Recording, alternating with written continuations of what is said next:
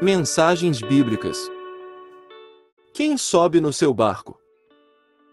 Um fato bastante interessante sobre um personagem que aparece na Bíblia e que nem ao menos sabemos o seu nome.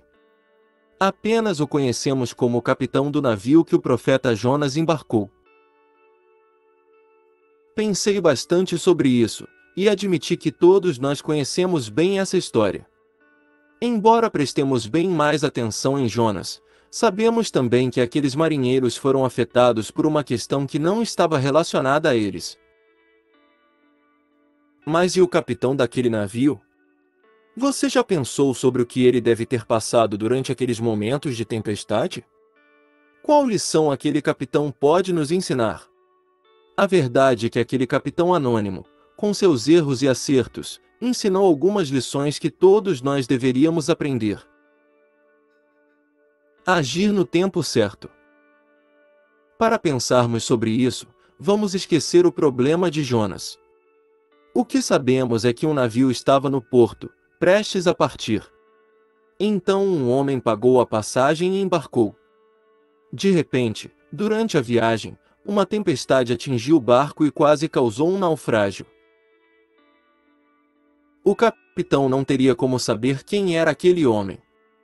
Ele não conseguia controlar tão especificamente quem subia ou não em seu navio. Alguém pagou a passagem e estava apto a viajar. Porém o capitão tinha um poder de decisão muito importante: controlar quem permanece no navio. Esse tipo de decisão talvez seja uma das mais difíceis de saber tomar corretamente. Isso não apenas para os líderes, mas para qualquer pessoa em todas as áreas da vida. Já ouviu alguém dizer que é preciso agir no tempo certo? Pois é, como se isso fosse fácil. Se agirmos antecipadamente, corremos o risco de praticarmos um pré-julgamento. Se demoramos a agir, corremos o risco de termos nosso barco destruído. De onde vem a tempestade? Muitas pessoas não prestam muita atenção nesse ponto. Elas até pregam que Jonas causou aquela tempestade. Mas na verdade Jonas apenas era o motivo da tempestade. Aquela tempestade foi causada pelo próprio Deus. Às vezes isso pode parecer um pouco contraditório para nós. Volta e meia oramos a Deus para que Ele acalme alguma tempestade em nossas vidas, só que não percebemos que o próprio Deus pode ter causado essa tempestade. As tempestades podem ser causadas por muitos fatores: pessoas, nós mesmos, os problemas cotidianos da vida, demônios, etc. Para essas tempestades corremos direto para o auxílio de Deus, porque Ele pode acalmar.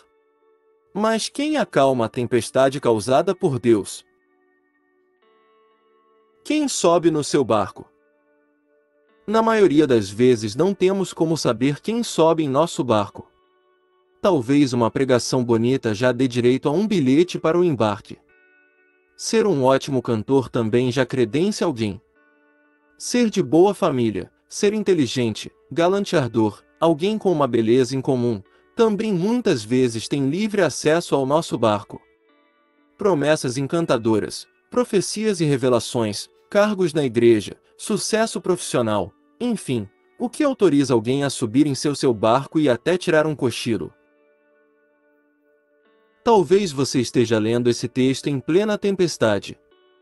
Talvez você esteja até se perguntando: o que devo fazer? Já joguei muitas coisas para fora do barco, mas nada parece aliviar. Ei! Você já viu quem está dormindo no seu porão? O maior erro daquele capitão não foi ter deixado Jonas subir no navio. Ele realmente não tinha como saber.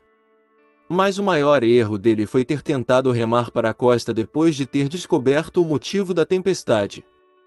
Isso quase custou o seu navio. Não podemos agora julgar o capitão por essa atitude, porque esse processo é muito difícil. Geralmente as coisas que temos que jogar do nosso barco são muito valiosas para nós. Note que aqueles homens estavam jogando tudo para fora do navio para tentar conseguir se salvar. Com certeza aquelas eram coisas de valor e importantes.